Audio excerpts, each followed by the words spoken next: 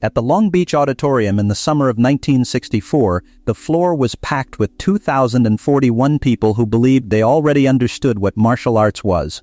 The seats ran back from the demonstration floor in 3 rising tiers, and every one of them was filled. The air inside smelled of polished wood and spent chalk. Outside, California was somewhere in the middle of August, and the heat pressed flat against the building's walls. Inside, the temperature was the kind that builds in a room when no one has moved for a long time. He was seated in the 4th row. He was wearing a plain white shirt, dark trousers, street shoes, not the kind a man expects to move in.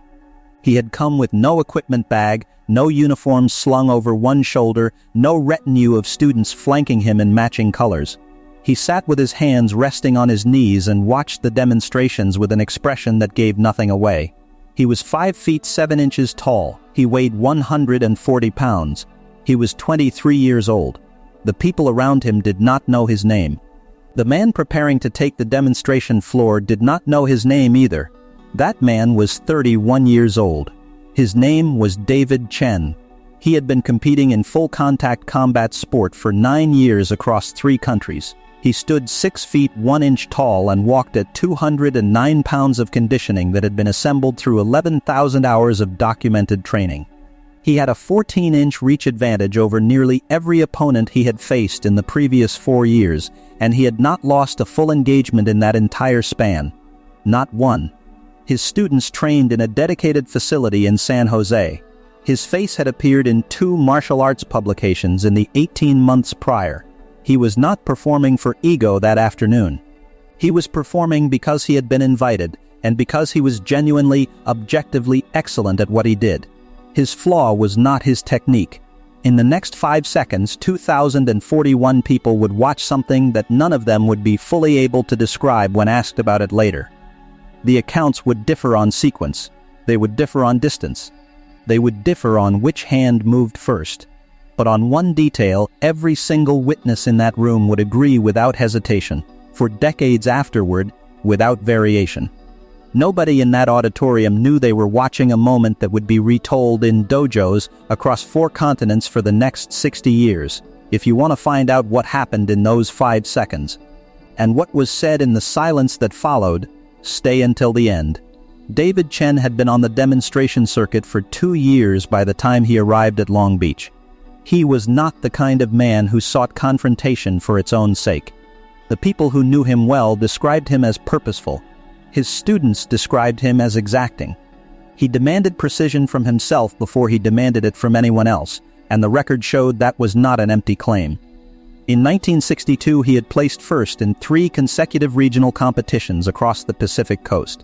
In 1963, he had flown to Osaka and competed in an international invitational where the field included 7 men who held national-level credentials in their home countries. He had won 4 of 5 bouts. The one he did not win was adjudicated by a split decision that the organizing body later described as its most contested ruling of the tournament. He was not a fraud. That is the point. That is the entire point. When a man of genuine capability decides to direct that capability in the wrong direction, the result carries a particular weight that a lesser man's mistake never could. It is not the same as watching someone ordinary miscalculate. It is something else entirely. It is a lesson delivered at a cost the man paying it never anticipated. The morning of the demonstration, Chen had been approached by 2 of his students who had heard rumors circulating through the attendee community. A young man from Hong Kong was reportedly planning to give a demonstration of his own. The students had heard the young man described as fast. Unusually fast. One of the students asked Chen whether he was curious to see it. Chen had set down his cup of tea with a specific deliberateness the kind a man uses when he is being careful with his words. He said the name Bruce Lee meant nothing to him. He said he had seen fast men before. He said fast was a quality that mattered only if the man attached to it had the body weight to make contact meaningful. He said this without raising his voice. He was not trying to provoke anyone. He was simply stating what he believed to be true. He believed it completely. The demonstration floor at Long Beach was 40 feet by 40 feet of bare hardwood. The edges were marked with white tape. The lighting came from overhead, the kind that bleaches shadows and makes everything look slightly more stark than it is in ordinary light. By the time the afternoon's program reached its midpoint, Chen had already given his formal demonstration. It had been precise and unhurried. He had broken 3 boards with a single palm strike. He had moved through a 3-man attack sequence in a way that the audience understood, even if they could not replicate what they were seeing. When he stepped off the demonstration floor, the applause had been genuine. He had earned it. He took a seat near the edge of the room and watched the program continue. When the announcer introduced the next demonstration, Chen turned toward the floor with the particular looseness of a man who is professionally attentive but not personally invested. The young man who walked onto the demonstration floor was not what the room expected. He moved like a man who had already solved a problem the room was still trying to formulate. There was nothing about the entrance that announced itself. No ritual stretching. No slow survey of the audience. He simply walked to the center of the floor and stood there with a kind of stillness that was not the stillness of a man waiting. It was the stillness of a man who had already arrived. His demonstration lasted 11 minutes. In those 11 minutes, he threw combinations that the trained observers in the room could not fully track with their eyes. This is not a poetic description. It is a report. 3 men who held instructor-level credentials and who were seated within 12 feet of the demonstration floor would all later describe the same experience. They had anticipated the sequence and found that what they anticipated was not what happened, and what happened was over before they could revise their expectation. The speed was of the functional kind, the kind attached to accuracy and intention rather than the decorative kind that impresses general audiences without threatening anyone. He did not once look at the crowd. When the 11 minutes ended, he stood at the center of the floor for a moment. Then he walked toward the edge of the tape. It was at that moment that David Chen stood up. He did not stand up quietly. He stood up in a way that the people nearest him registered, a shift in the room's attention that moved outward from his position the way a disturbance moves across still water. He was holding a microphone that had been passed to him from the event's moderator, who had been inviting audience questions between demonstrations. Chen held the microphone the way a man holds something he is entitled to hold. He said, clearly and without particular heat, that the demonstration had been impressive for a man of that size. He let the pause sit. Then he said that impressive and effective were different qualities. He said that at 140 pounds a man could move freely because he had nothing to move. He said that speed at that weight class was a product of the absence of mass, not the presence of skill. He said this was not an insult. He framed it as an observation.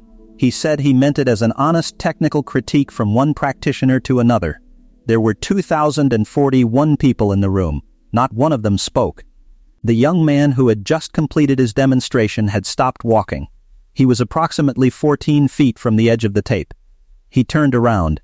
He looked at David Chen with an expression that has been described, by people who were within clear sightline of his face, as neither angry nor amused. It has been described most consistently as attentive, the expression of a man processing new information against a known catalog. Then he said, quietly enough that the people in the back rows would later say they had to ask neighbors what had been said, that he would be glad to make a more specific kind of argument.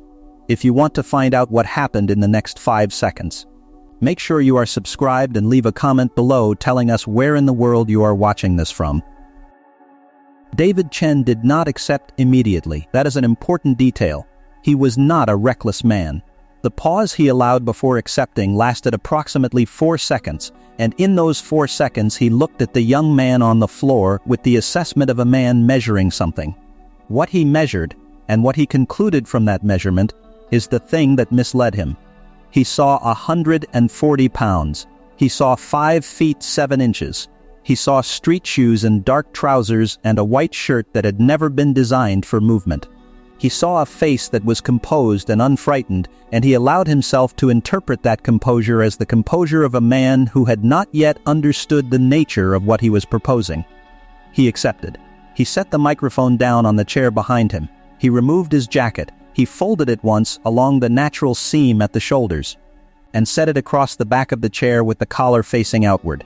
He did not stretch. He did not roll his neck. He did not perform any of the preparation rituals that fill the pre-engagement period in competition and serve, always, primarily as communication to the opponent rather than physical necessity. He simply walked to the edge of the tape and stepped across it. There were 6 specific witnesses positioned in the front row whose accounts were later recorded.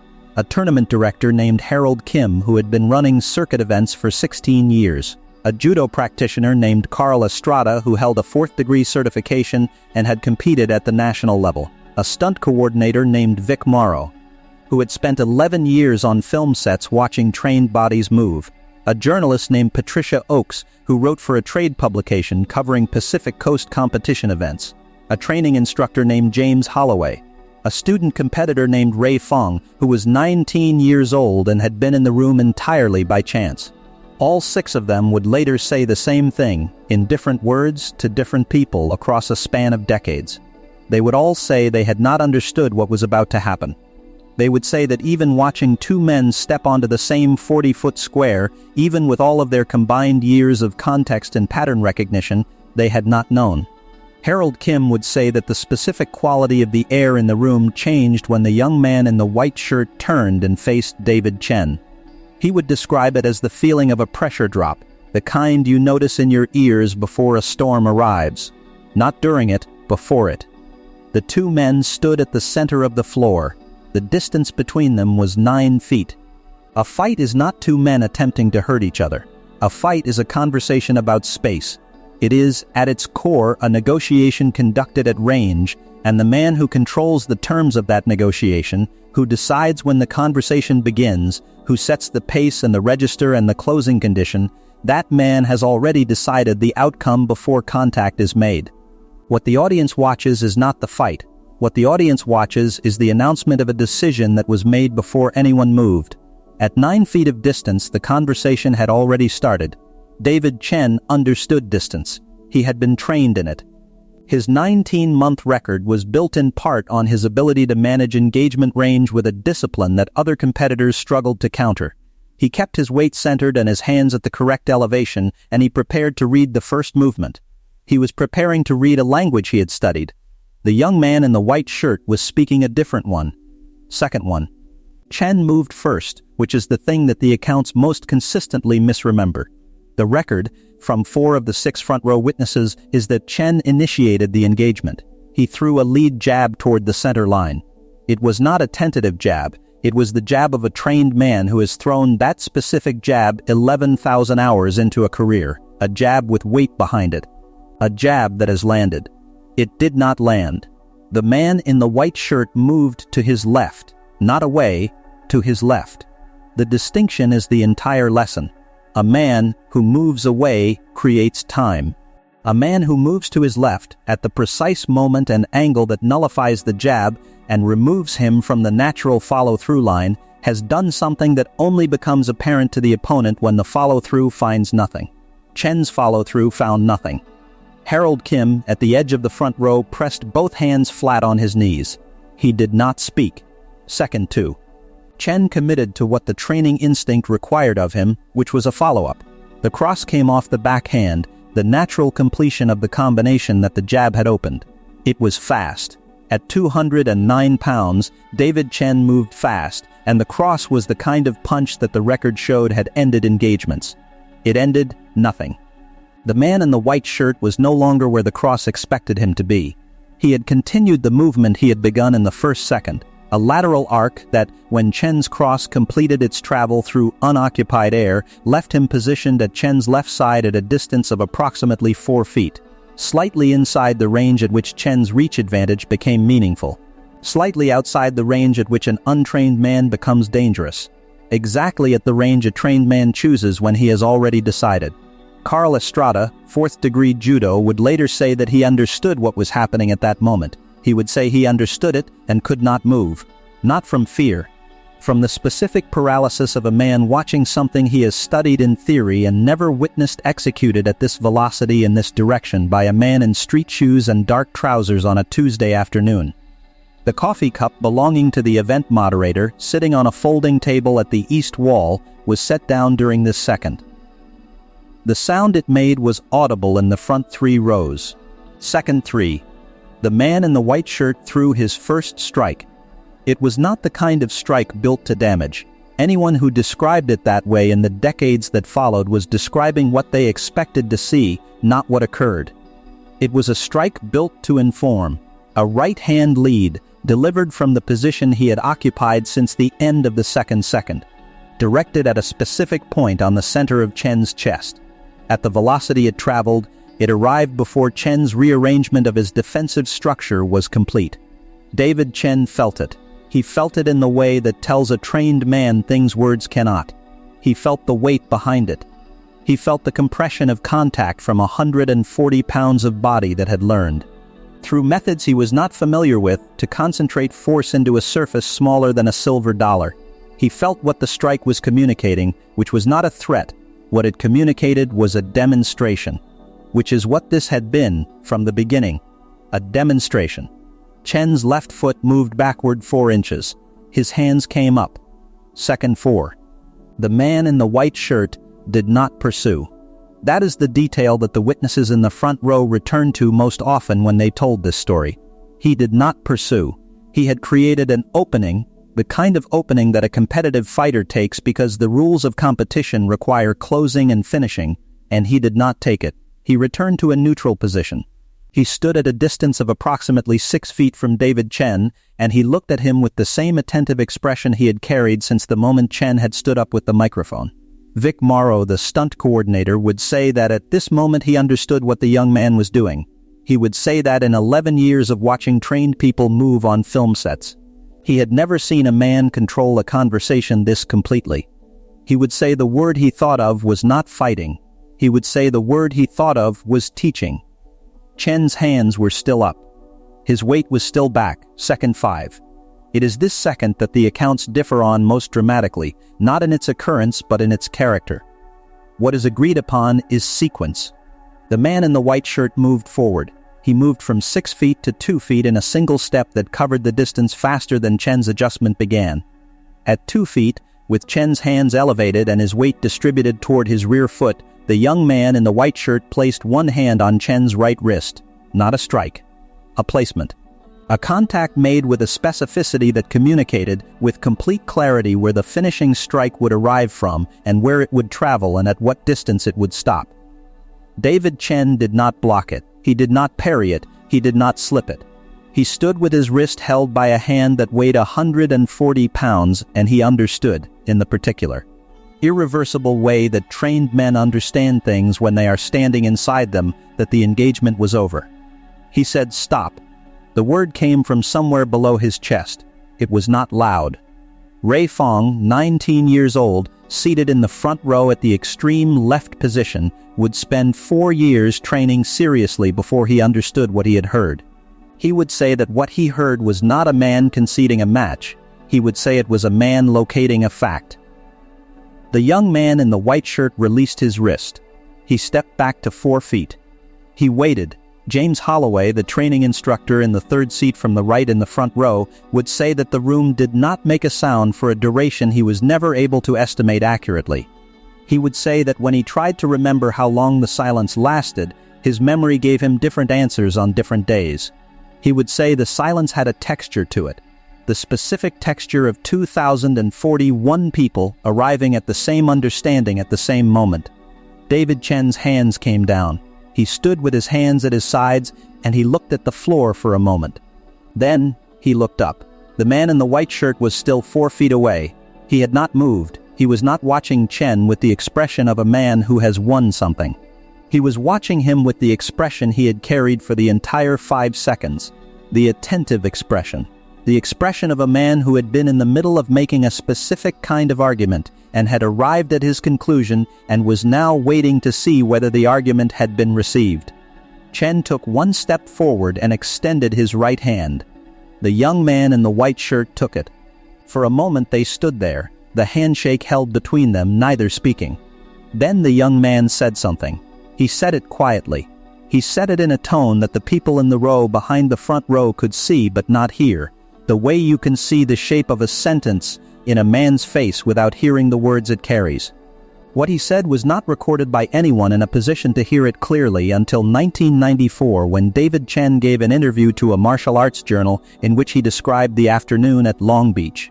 He was 59 years old by then. He had been running a school for 22 years.